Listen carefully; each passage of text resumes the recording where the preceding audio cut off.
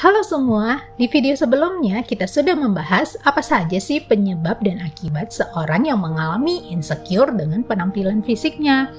Nah, buat kamu yang belum nonton, kamu bisa cek link di deskripsi ya.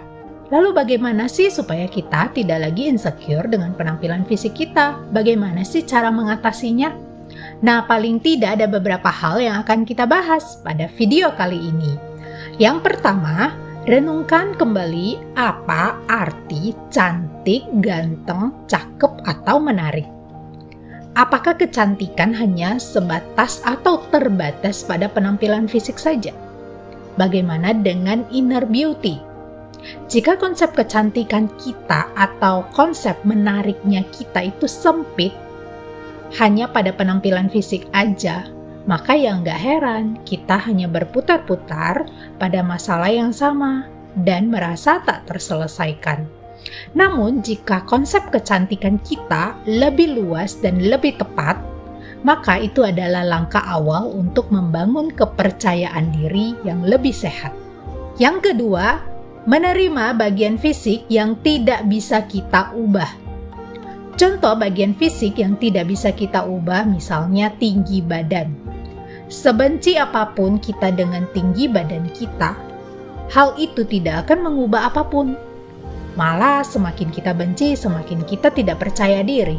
Bukankah hal itu semakin memperburuk keadaan diri kita?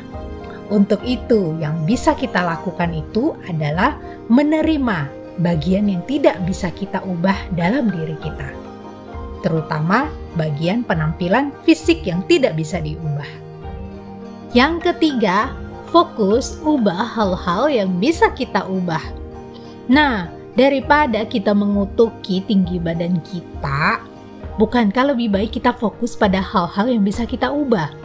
Misalnya kita pakai sepatu dengan heels yang lebih tinggi, berpenampilan rapi, berpakaian yang rapi dan sopan, menjaga kesehatan tubuh, menjaga pola makan yang sehat. Selain itu, bukankah lebih penting juga kita mengubah karakter kita, sifat, dan kebiasaan-kebiasaan yang buruk? Bukankah justru semua itu diperlukan untuk bisa punya hidup yang lebih berkualitas? Maka dari itu, coba ubah fokus kita. Bukan fokus pada hal yang tidak bisa kita ubah, tetapi fokus pada hal-hal yang bisa kita ubah dalam diri kita. Yang keempat, cintailah dirimu sendiri. Kamu bisa mulai dengan self-care atau melakukan hal-hal yang kamu sukai. Misalnya melakukan hobi, ataupun mungkin kamu bisa melakukan atau memberi apresiasi untuk pencapaian-pencapaian diri kamu.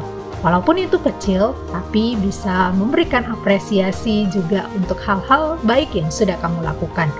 Nah, selain itu, kamu juga bisa belajar mensyukuri hal-hal di dalam diri kamu. Nah, ini adalah proses untuk menerima diri, mencintai diri kita sendiri. Yang kelima, lakukan hal-hal yang membuat hidupmu lebih berarti atau bernilai. Nah, untuk menolong diri kita melakukan hal-hal yang lebih berarti dan bernilai, misalnya mempelajari keahlian atau keterampilan baru. Nah, itu kan bisa menolong kita untuk semakin melihat hal-hal baik dalam diri kita. Atau mungkin kita menolong orang lain, membuat karya-karya, dan lain-lain yang kita tahu ini bisa menolong hidup kita dan terasa lebih berarti dan lebih bernilai. Kamu bisa temukan dan lakukan itu. Yang keenam, berhenti membandingkan diri dengan orang lain. Perbandingan dengan orang lain membuat kita itu akan merasa frustasi, iri hati, dan itu nggak akan ada habisnya. Kita memang berbeda dengan orang lain. Kita nggak bisa banding-bandingin. Nah, jika mau membandingkan, bandingkanlah diri kita yang dulu dengan diri kita yang sekarang. Jadi membandingkan diri sendiri dengan diri kita. Diri kita yang dulu dengan diri kita sekarang.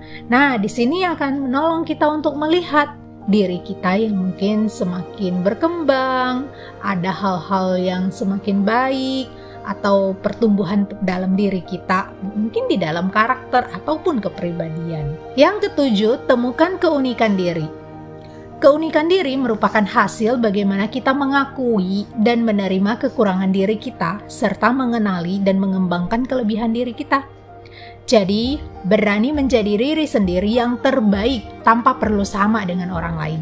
Dengan demikian, kita bisa berkarya dengan bebas dan kreatif sesuai dengan keunikan diri kita. Nah, untuk kamu mungkin udah berusaha untuk mengatasi perasaan insecure dengan penampilan fisik kamu, tapi masih merasa sulit untuk berubah dan masih sulit untuk diatasi, kamu bisa cari ya profesional di bidangnya untuk membantu kamu. Oke semua, sekian dulu untuk video kita kali ini. Kita akan bertemu di video-video selanjutnya ya. Jangan lupa di subscribe, like, dan share juga ya, supaya kamu bisa mengikuti video-video selanjutnya. Oke, terima kasih telah menonton.